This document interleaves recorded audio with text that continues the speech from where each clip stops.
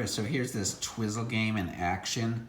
The marbles that came with it were not right. There were 6 of them, and I looked online and there's supposed to be 9, which makes a certain amount of sense because there's 9 of these slots. So, like any grown man, I have a container full of balls and marbles, and these seem like they're working pretty good. So the general idea is you put it here and you're trying to get it into these different things. So I'm gonna aim for 25. Oh, I got 10. And it comes back down. All right, so I'm gonna try to film that a little bit better. I'm gonna move it a little bit. Take another one. I guess you seem to have to give it a nudge. I don't know if that's typical. Okay. So now, and again, there's a couple different games. I'll show you a screenshot that you can play, but right now I'm just gonna try for the most points. So I'm gonna try for the other 25.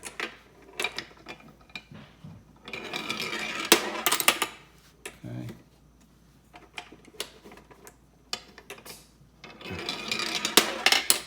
Ooh, that was bogus. And I'm playing through the camera, which is expensive. Oh, so if you saw that, I put it in the same slot and oh boy, so it took it away. Sometimes these are not rolling back down like I think they're supposed to. Oh, so that's interesting. So if you do this, oh, you'll lose it. Oh boy. You get the idea of trying to get as many points as you can. That's kind of fun.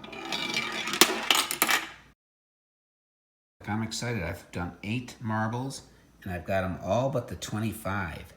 I think I've got it set up, so, and this is pretty, it's easier than you'd think. So let me launch this one.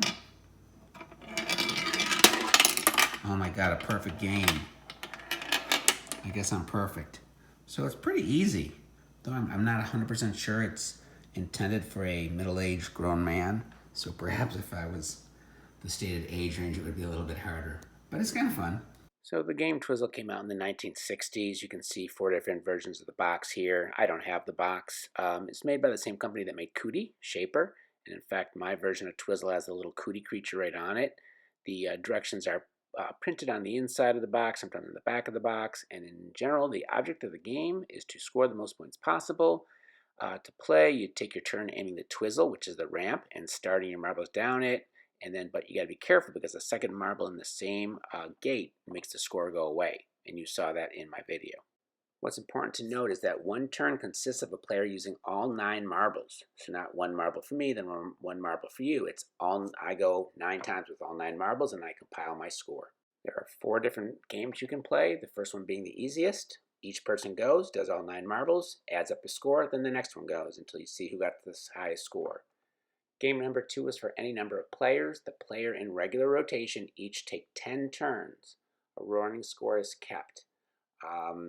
Again, so this is a little bit different because it's each person in rotation. So I go once, you go once, then, depending on how many we have, that's going to change it because, if I go first and I get 25 and you go second, you go 25, then, there's lower scores to go from there. So it does create at least a little bit of some strategy there.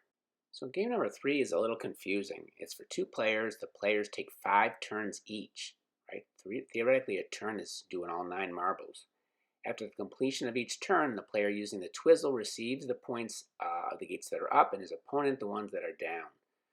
And you keep score. So again, theoretically, I go, if I get most or some of the gates up, I get those points and my opponent gets the rest. So it would be sort of interesting actually to go like one, take turns. Like I go 1, you go 1.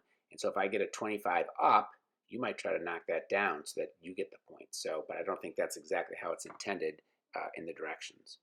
And finally, game number 4 is a 1-player game where you try to shoot a perfect score, all 9 gates up with 9 balls played. And again, that's the one that I did successfully. So that one is kind of fun. You got to be perfect, basically. It's a perfect game. So I hope you found that video helpful. This is a fun game, an easy game, quick to learn. Again, especially the first version of the game where you just add up your score. You can do different versions of it, obviously make up your own. But fun, easy to learn, not a lot of directions, and so fun for young and old alike.